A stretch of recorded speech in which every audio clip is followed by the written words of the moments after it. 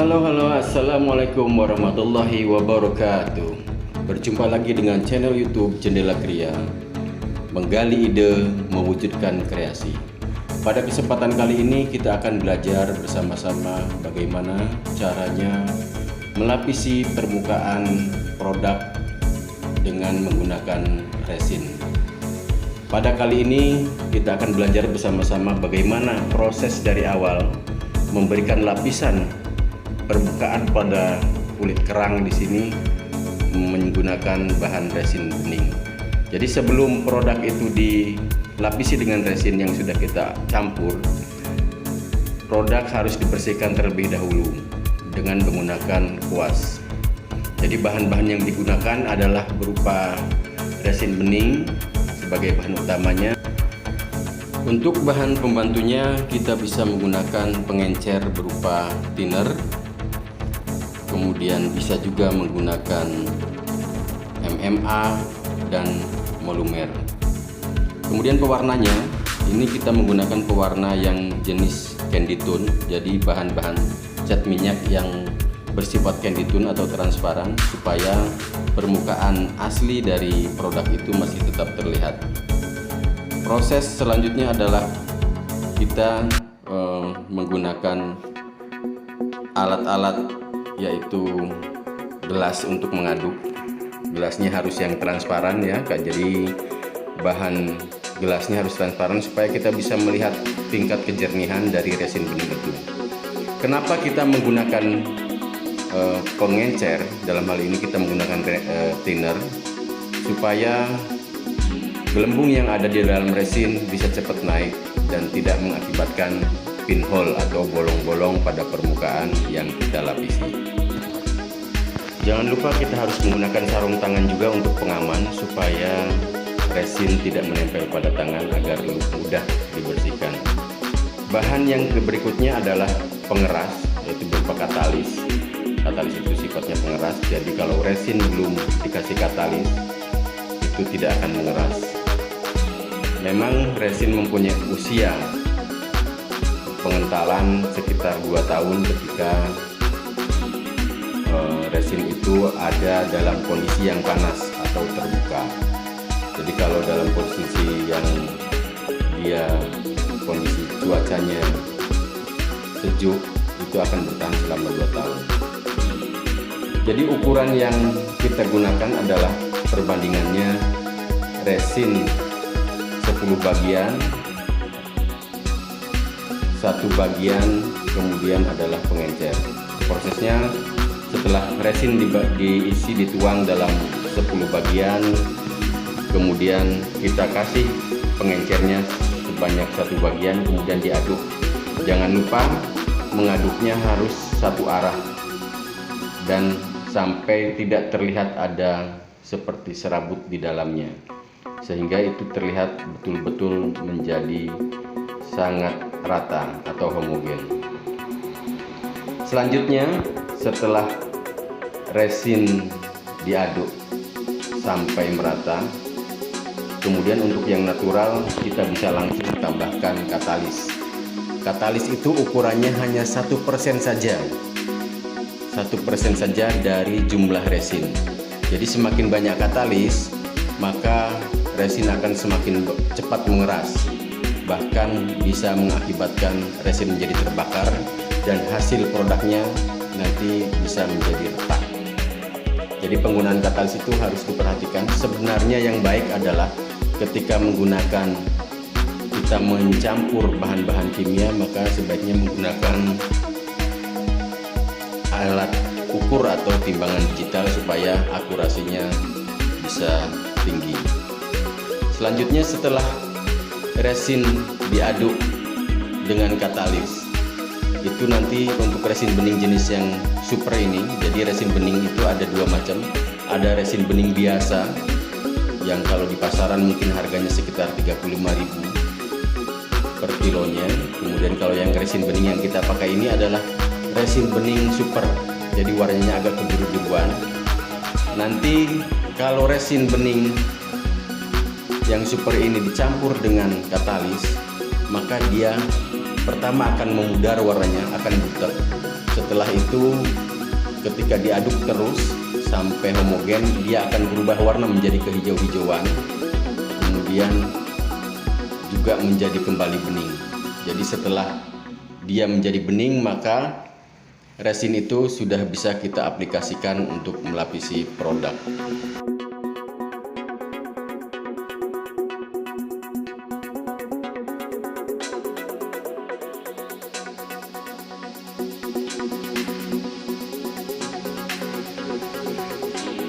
Selanjutnya adalah proses pewarnaan. Pewarnaan yang kita pakai adalah jenis cat mobil yang bersifat candy tone. Bersifat candy tone itu bersifat transparan. Jadi ada banyak merek sebenarnya di pasaran yang bisa kita dapatkan. Tapi intinya adalah yang paling penting produk catnya itu harus cat yang transparan. Cara mengaduknya adalah tidak langsung cat dimasukkan ke dalam campuran resin tadi yang sudah dikasih pengencer, tetapi pewarna itu harus diaduk dulu menggunakan thinner. Kenapa harus diencerkan dulu? Supaya ketika kita menyampurkan catnya ke dalam resin akan lebih mudah dan lebih terukur, sehingga kekentalan warnanya bisa kita prediksi dengan baik. Jadi prosesnya seperti itu supaya kita bisa mendapatkan hasil yang maksimal. Jangan lupa ketika kita mencampur resin dengan menggunakan pewarna, jangan sekali-kali warna itu langsung dicampurkan ke dalam resin secara langsung. Kecuali kalau kita ingin mendapatkan efek ketidakrataan warna pada resin.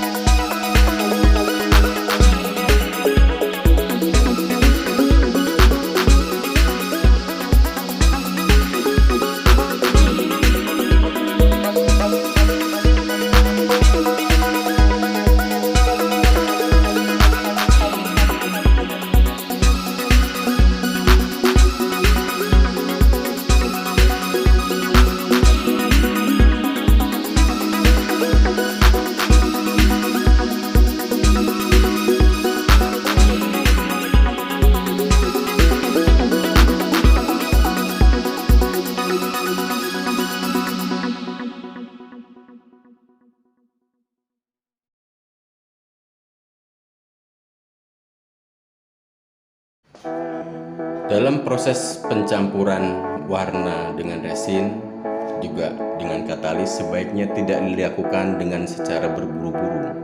Jangan terburu-buru supaya kita mendapatkan hasil yang homogen dan kualitas resin yang bagus. Jadi apabila biasanya mencampur resin itu buat teman-teman yang lain yang biasa di dunia resin agak terburu-buru karena takut kering. Sebenarnya sifat resin itu ketika dicampur dengan katalis, dia akan bisa menjadi lama keringnya, lebih pelan keringnya, karena proses pencampuran yang rata dan homogen.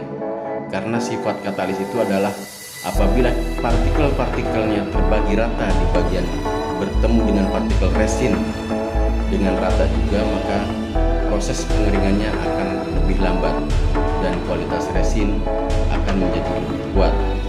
Jadi ketika mengoplos katalis dengan resin dengan cepat, maka biasanya proses pengeringannya akan cepat karena dia partikelnya hanya terbagi di beberapa bagian resin dan mengakibatkan resin menjadi lebih keras, cepat keras, kemudian tapi sifatnya kemudian resinnya tidak menjadi lebih kuat secara konstruksi.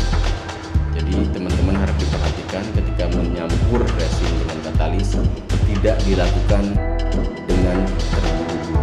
Jadi lebih pelan, dia lebih homogen, maka kualitas resin akan menjadi lebih baik. Sebenarnya nanti bagi teman-teman yang sudah terbiasa mengaduk itu akan terasa dari mulai proses pencampuran yang masih kental sampai dia menjadi sangat homogen. Jadi ada rasa di situ, rasa produk campurannya itu kekentalannya lebih ketika mengaduk lebih ringan dibandingkan lebih dari awal. Jadi itu terlihat bahwa resin yang sudah homogen itu warnanya agak kebiruan, agak kehijauan setelah dicampur dengan rata. Di pencampuran yang rata itu sangat berpengaruh terhadap kualitas resin, dan kita akan menguaskannya dengan hati-hati dan semua permukaan bisa tertutup dengan rata.